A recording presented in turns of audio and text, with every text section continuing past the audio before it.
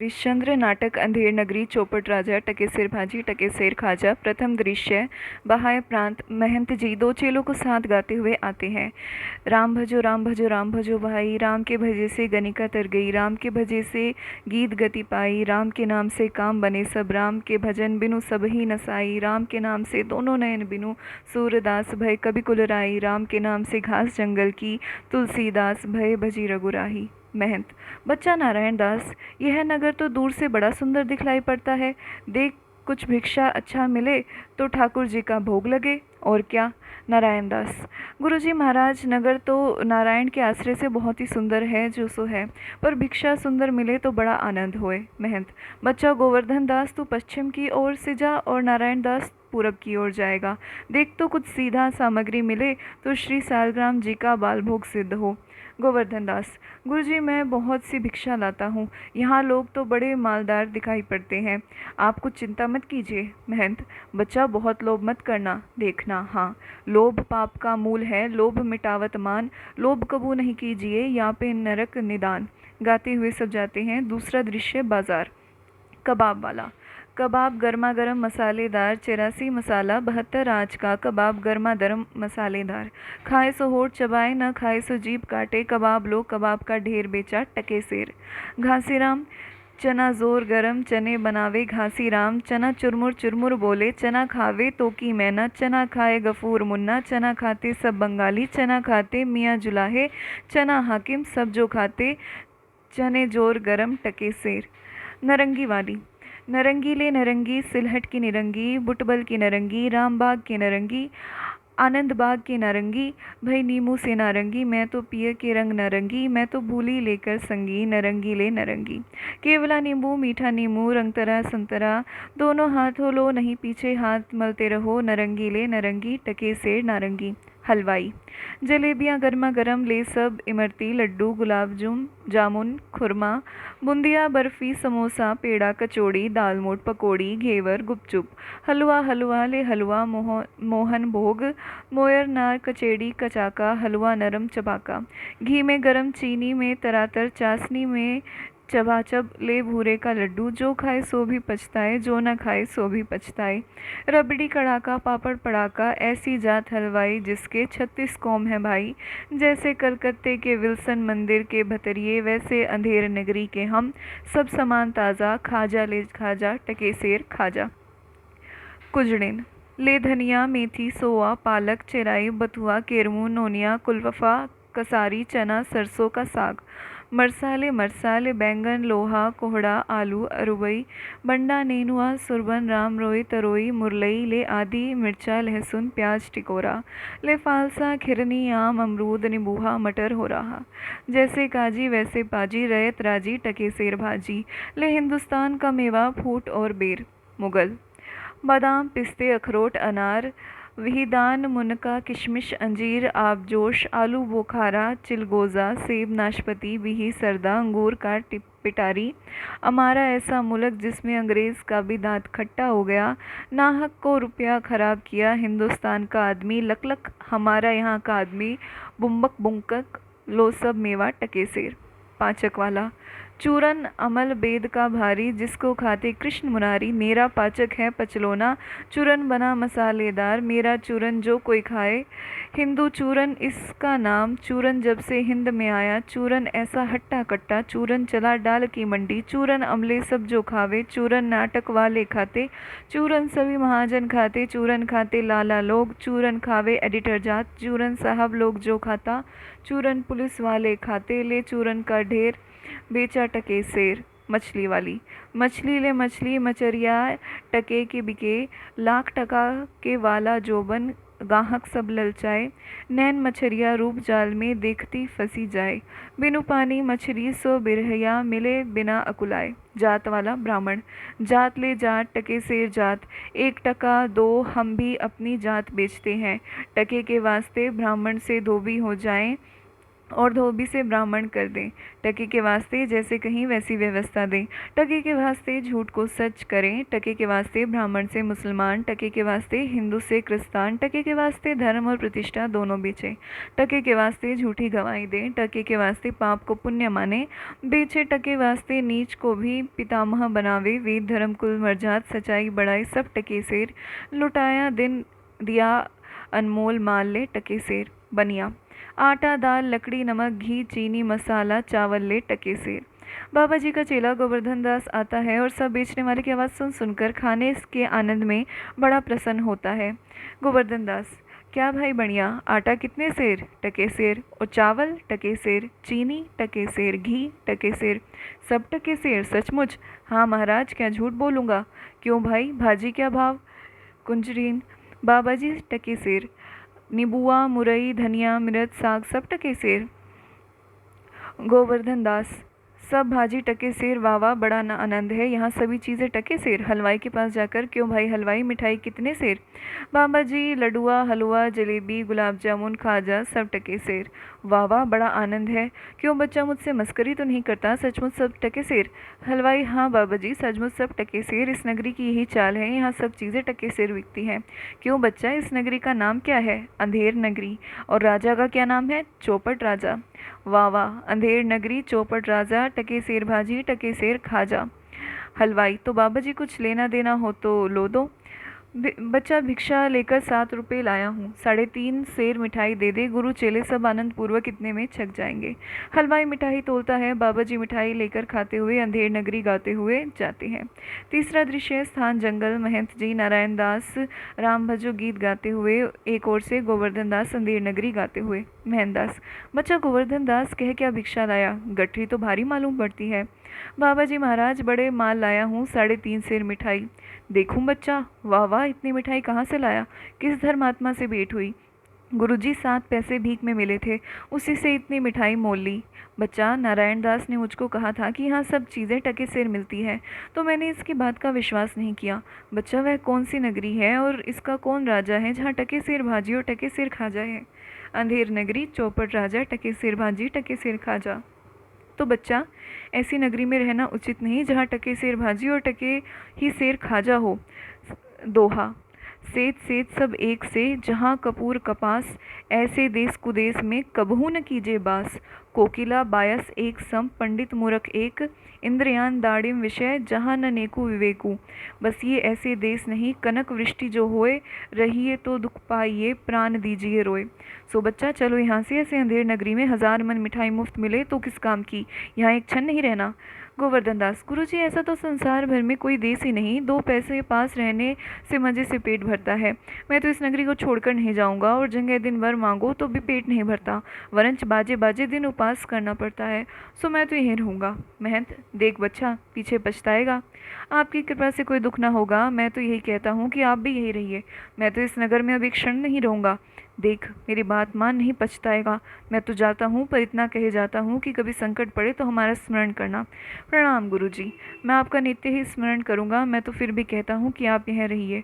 महंत जी नारायण दास के साथ जाते हैं। गोवर्धन दास बैठकर मिठाई खाता है। चौथा दृश्य राजसभा। राजमंत्री और नौकर लोग यथास्थान स्थित हैं। सेवक पान खाइए महाराज। राजा क्या सुपनखा आई है महाराज? मंत्री नहीं नहीं, ये कहता है पान खाइए महाराज। राजा दुष्ट लुच्चा पाजी, नाहक हमको डरा दिया। मंत्री इसको 100 कोड़े लगे। महाराज इसका क्या दोष है, न तमोली पान लाकर देता न यह पुकारता। अच्छा तमोली को 200 कोड़े लगे।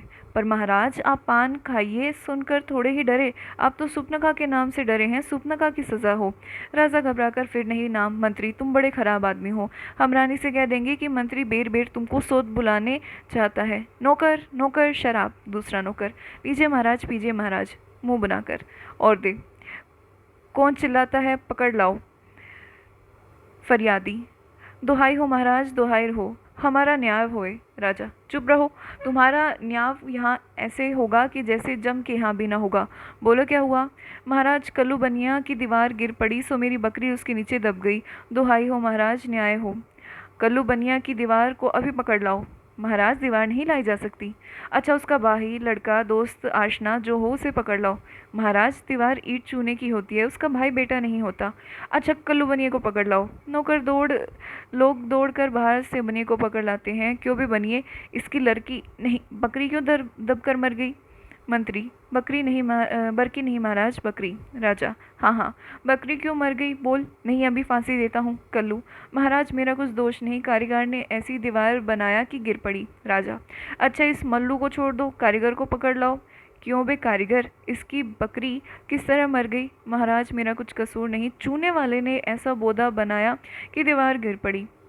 अच्छा इस कारीगर को बुलाओ। नहीं नहीं, निकालो, उस चूने वाले को बुलाओ। क्यों बे खैर सुपाड़ी चूने वाले, इसकी कुबरी कैसे मर गई।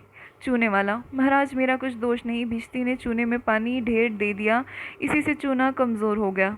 अच्छा चुन्नी लाल को निकालो, भिश्ती को पकड़ो। क्यों बे भिश्ती, गंगा जमुना की किश्ती, इतना पानी क्यों दिया कि इसकी बकरी गिर पड़ी और दीवार दब गई।